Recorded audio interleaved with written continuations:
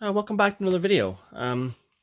This is a video that's going to show off my skirmish warband collection for Vikings versus Saxons, um, mainly for the games like Saga or Ravenfest, those types of games, small games. Um, I was going to show these two armies off separately, the Vikings and the Saxons, but really they are the same project, and the numbers are so small that it doesn't seem fair to do a video for each. So I'm just going to do one video showing off this entire project. I'm not really going to add any more to this because my idea with this was just a small pickup game with, maybe 20 figures, 30 figures aside at most. Just fighting off the Viking invasions of Britain. Um, so my camera zoomed way out here just so I can get them all in the field. I didn't in the field of view of the camera. I didn't really lay them out properly. I'm having a lot of lighting issues down here in the basement. It's a very overcast day today. It's been raining all day. So the lighting is poor, so I'm very sorry about that. But what I'll do is I'll just point out what I have, and then I will get down, we'll get closer up to the units, closer down onto the table, and we'll take a look at the figures one at a time. So what I have here is I have two forces basically split down here. I have the Vikings on my left and the Saxons on my right. The Vikings consist of a fairly big shield wall of hand axes and swords. They also have a few elite double-handed axes. They have a berserker here. They have their levy, which is spear and shield. They got a musician, a standard bearer, and two archers. Apparently, Vikings don't really like archery that much, so no one really took it up. But there were a few hunters and trappers in each village, so I just modeled two. Now, they probably wouldn't have been armored historically, but I used the figures that I had available. On the right side here, we have the Saxons, and the Saxons have right here, they have a smaller shield wall of sword and boards. I only did that because I wanted a more varied Saxon army. We have the commander here. We have the village or the town priest outside trying to scare away the Vikings with the word of the Lord. We have some double-handed swordsmen up here. We have the fjord, the levy, the standard bearer in the back, and we have quite a few more archers. We have 6 archers in total, and that was to give the two armies a different feel. The Saxon army has a little bit more range, whereas the Vikings have a little bit more punch. And that's that. We'll get down a little closer to the table, and we will see what they look like up close, okay? Just hold on a second. Okay, so here we have the commander of the Saxons, the lord of the castle, and I just broke him, but that's the way it goes. He does have a shield. We'll put that back on there. That would happen on camera, and I'm too inept to edit that out. Well, there he is anyway. He'll stay there for now. This is him, Victrix figure with the shield decal from Victrix website, but I think Little Big Men does those. But anyway, there's the Lord for the Saxons. Put him over there. Here's the Berserker for the Vikings. Now, my hands are always in these things. I'm sorry about that. Here's the Viking. Berserker, two-handed axe.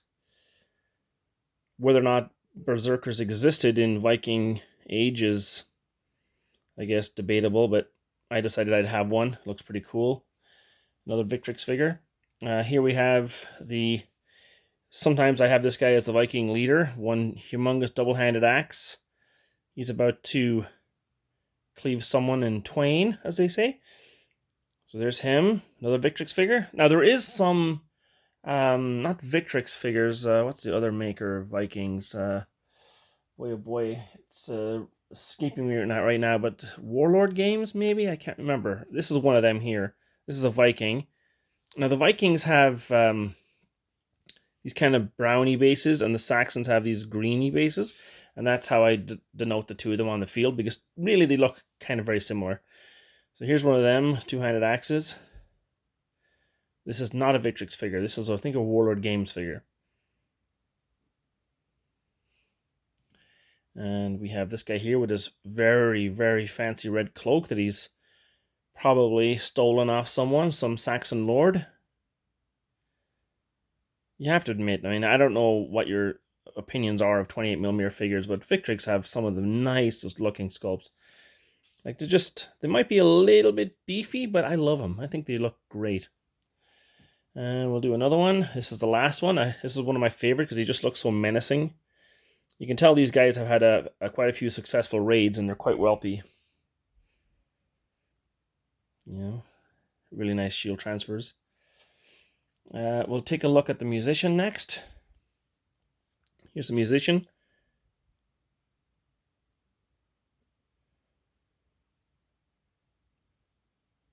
We'll do one of the archers. Here's one of them.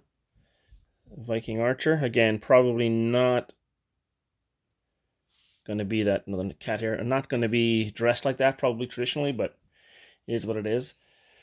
Here we'll take a look at some of the fjord. Here's a very raggedy looking guy from the Vikings. They're levy.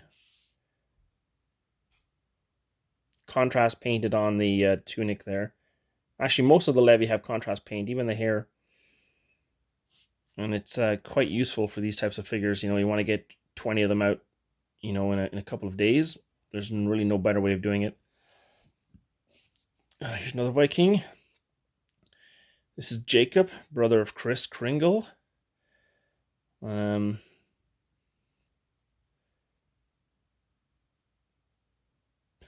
Santa looking hat. That's why I called him that. And here's another guy, kind of look very disheveled. Again, contrast paints. We'll do one more of those. We'll do this guy here probably.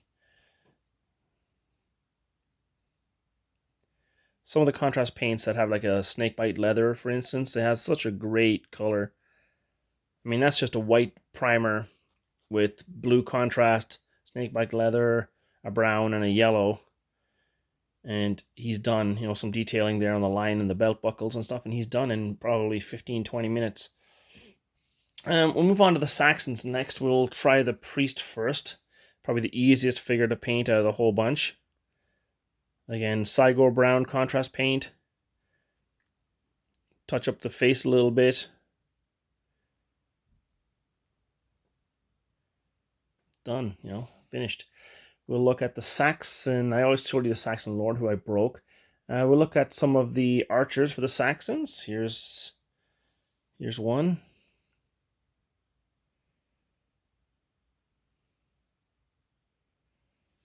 We'll show you one more. We'll do this guy here with no helmet. I don't think he's a Victrix figure. I think he's a Warlord Games figure. And then we'll move on to some of the base Vikings. So here's one of them.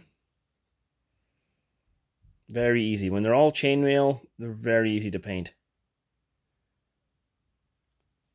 We'll look at this guy here. He's a fairly well-fed fella,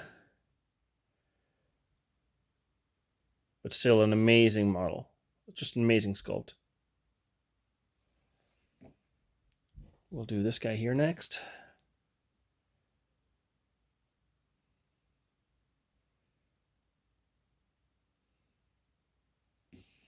We'll do this guy here.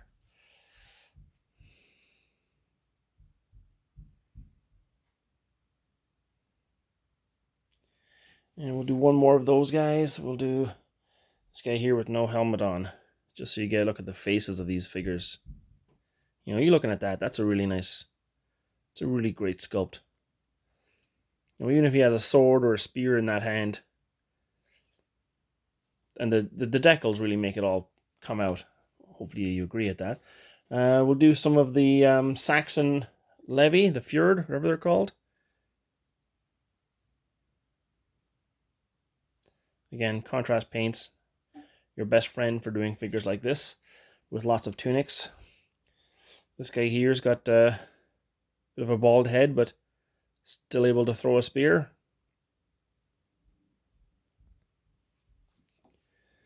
Here's another guy with one of those unique caps on him.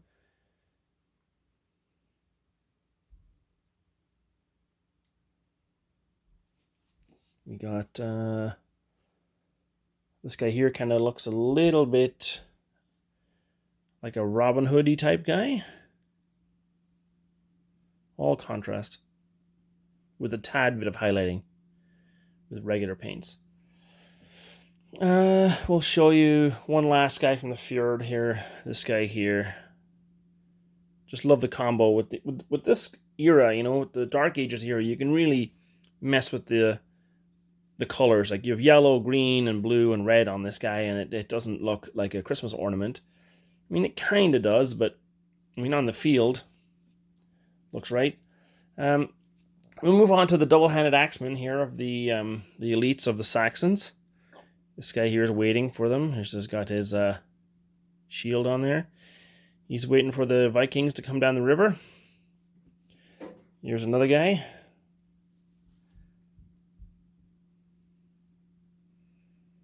Expecting rain there with his coat on. We'll go with this guy here next. You can just imagine this guy on top of a wall. I'm about to chop a Viking down coming up the ladder. This guy here is getting ready. This is a nice figure too. All Victrix, these guys. Again, see, you can see there I did the green and the yellow and the blue striping and, you know, the red shield. You can really mix and match this kind of stuff. They didn't have uniforms. We'll do one more. We'll do this guy here just because, you know, I love the blue striping.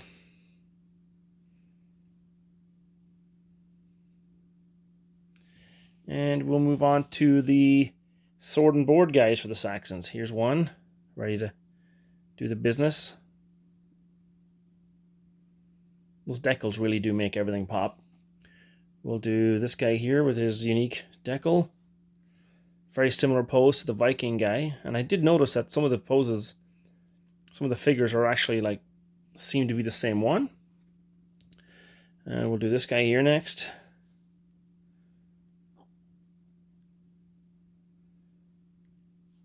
Who else? We'll do this guy here. Very drab looking fella, but still an amazing figure. And they're all Victrix figures. Now I could show you the flag bearers, but I butchered the flags big time, so you're just gonna have to excuse me on that. I don't really want to show them on camera too much because I was very upset with myself at how I did these flags. It was my first time ever doing a Little Big Man Studios flag, and it didn't work out. But I mean, just hold on one second, I'll put them all back on the table. Okay, there we are. I got them all on camera. Now, to get them all on camera, not that this is kind of an aside, but you would not believe how many of these figures I actually dropped. Picking them up and moving them into this position, it's, I don't know what's going on with my hands lately. But here they are. There's 60 figures in total. The Vikings, they have this kind of, I don't know how you would explain that. Looks very marshy, no, not marshy. Brownish looking flocking, and this one here is very fertile looking. And that was me trying to get the sort of the Viking and the Saxons to look different on the table, because when you have these kind of Dark Age armies, a lot of the times they look very similar. You know, the Vikings would raid the towns of the Saxons and kill the soldiers and take their armor and use them for themselves. So, you know, when they get in a big mush pit, especially on the tabletop, if you're playing with new players or people who aren't, you know, super interested in what's happening, aka my wife, she loves the games, but, you know, history is not her thing, but she does like the games. But when they get in close like that, I wanted to make sure that you were able to tell right away who was who. I've gone on for about 14 minutes now, but that's the project there. That's my Dark Age guys figured out, shown off. They're going to go back into their little case for probably another couple of years. But if you haven't looked at Victrix figures for your medievals or ancients, for that matter, they've just gotten so good. The first few releases were really good, but it seems to be that the last maybe 4 or 5 or 6 releases from Victrix have just been knocking it out of the park. The Vikings and Saxons are no different. They've just come out with Normans, which I'm so tempted to get. It's not even funny, but I have probably 100,000 figures that need painting before them. And that's it for the video. I'll be back eventually with another one. I have been painting my ass off this week. I've probably painted 600 figures. You know, small guys, not big guys. Not 28 mils, 6 mils. I've been beefing out my Horus Heresy 8 mil figures. And and I'll show them off eventually when my basing material arrives. It's amazing when you pay for two-day expedited shipping and it's been 3 weeks and still no sign of it. You also order it from Michigan, and first it goes to Florida before it comes to Ontario, which makes no sense. But anyway, that's me rambling. Thanks for tuning in. Thanks for all the subscribers, for all the comments. I mean, it's been surreal. I'm not sure exactly what I'm doing. This is such a butch amateur job. Really appreciate the support, and we'll talk again soon. Bye-bye.